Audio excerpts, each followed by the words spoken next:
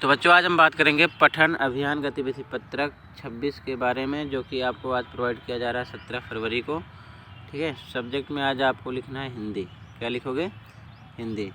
ये क्लास 6, 7, 8 तीनों क्लास के बच्चों के लिए है।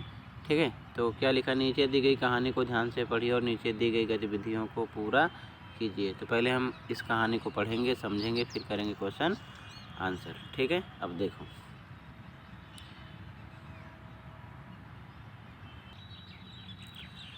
इसमें लिखा है, किसी घने जंगल में गिद्धों का एक झुंड रहा करता था। उनका पूरा झुंड एक साथ उड़ान भरता था और साथ में ही शिकार करता था। एक बार वो सभी उड़ते उड़ते किसी टापू पर पहुंच गए। वहां बहुत सी मछली और मेंढक रहते थे।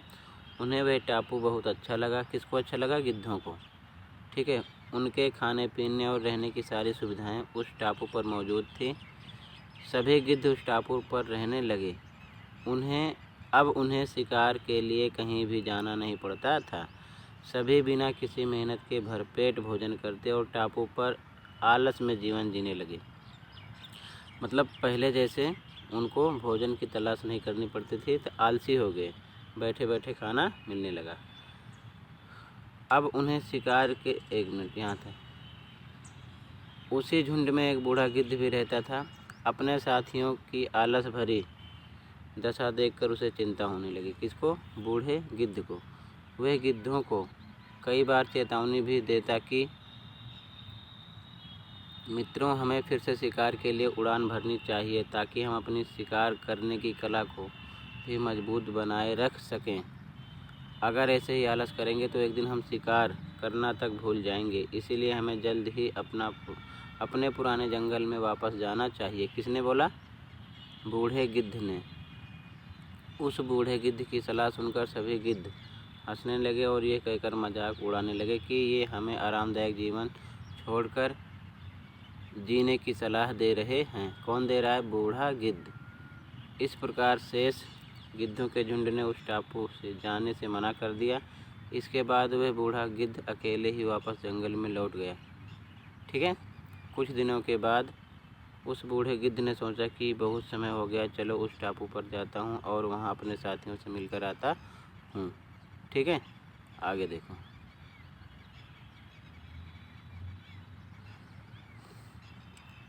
मिलकर आता हूँ। वह बूढ़ा गिद्ध जैसे उस टापू पर पहुँचा, वहाँ की दशा देखकर वह हैरान रह गया। वहाँ का दृश्य बहुत भयावह था। उस टापू पर मौजूद सभी गिद्ध मर गए थे। वहाँ पर सिर्फ उनकी लाशें ही पड़ी थी। तभी उसे कोने में एक घायल गिद्ध दिखाई दिया।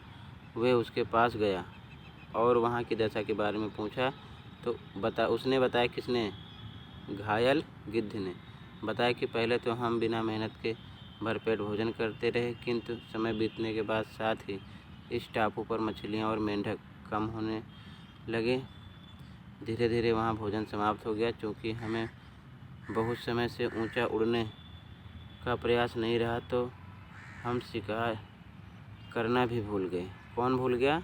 वो सब गिद्ध। इस प्रकार भूख से हम एक एक करके मरने लगे। उस घायल गिद्ध की बात सुनकर बूढ़े गिद्ध को बहुत दुख हुआ। निराश बूढ़ा गिद्ध वापस अपने जंगल में चला गया। इसीलिए बोला जाता है कि मेहनत करते रहना चाहिए। ठीक है, अब देखो कुछ क्वेश्चन है, करते हैं क्वेश्चन और इनके आंसर। पहला क्वेश्चन, दी गई कहानी में जिन शब्दों को पढ़ने और अर्थ समझने में कठिनाई महसूस हुई है, उनकी सूची बनाकर अपने घर के सदस्यों या अपने शिक्षक शिक्षिका से उन शब्दों का अर्थ और उच्चारण सीखिए और अभ्यास कीजिए। तो क्वेश्चन यहाँ से लिखो, आंसर इसका देखो, आंसर 1। तो बच्चों आंसर 1 में लिखना है, कठिन शब्द भयावह का मतलब डरावना, घायल का मतलब जख्मी, चेतावनी मतलब धमकी देना या होशियार करना, झुंड का मतलब समूह। ठीक है, आंसर 1 हो जाएगा। अगर और कोई डिफ़िकल्ट वर्ड आपको लगता है तो कमेंट कर दो, मैं उसका अर्थ बता दूंगा। ठीक है, वो भी लिख लेना। अब देखो क्वेश्चन नंबर 2।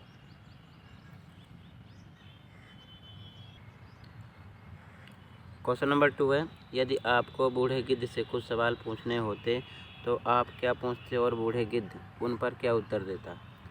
कोई 3 सवाल बनाइए तथा उनके उत्तर भी लिखिए। अपने अकॉर्डिंग सवाल बनाना है, अपने अकॉर्डिंग उत्तर लिखना है। ठीक है, तो देखो इस पर क्या लिखोगे। आंसर 2 पर क्वेश्चन यहाँ से लिख लो। तो बच्चों आंसर 2 का पहला क्वेश्चन पूछेंगे, क्या तुम्हें उड़ना पसंद है? तो क्या बोलेगा, हाँ मुझे उड़ना पसंद है। दूसरा क्वेश्चन करेंगे उससे, क्या तुम बीमार होते हो? क्या बोलेगा, हाँ हम भी बीमार होते हैं। तीसरा क्वेश्चन करेंगे, क्या आपको ऊंचाई से डर नहीं लगता? तो क्या बोलेगा, नहीं मुझे ऊंचाई से डर नहीं लगता। ठीक है, तो ये आपके 3 आंसर हो जाएंगे, 3 सवाल जो हम गिद्ध से करेंगे। ठीक है ना, ऐसे आप लिख लो। ठीक है, तो ये आंसर नंबर 2 हो गया। अब देखो क्वेश्चन नंबर 3। क्वेश्चन नंबर 3 है बच्चों, कह रहा है बूढ़े गिद्ध की किन्हीं 3 विशेषताओं के बारे में लिखिए। ठीक है, उसके बारे में 3 विशेषता बतानी है। तो देखो आंसर 3 में क्या लिखेंगे।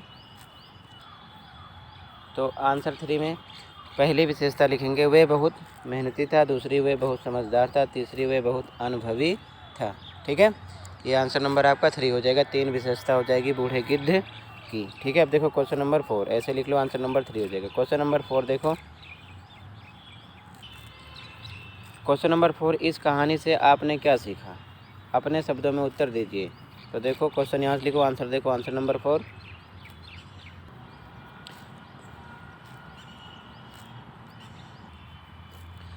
आंसर नंबर 4 में लिखेंगे, इस कहानी से हमने ये सीखा कि हमें सदैव अपने से बड़ों की बात माननी चाहिए, जीवन में आलस त्याग कर मेहनत करना चाहिए। ठीक है, ये आपका आंसर नंबर 4 हो जाएगा। क्लियर है? इसी के साथ आपकी वर्कशीट कंप्लीट हुई। मिलते हैं नेक्स्ट वीडियो में। वीडियो अच्छी लगी तो लाइक कर सकते हो, चैनल पर नए सब्सक्राइब कर सकते हो। Thank you for watching this video and take care.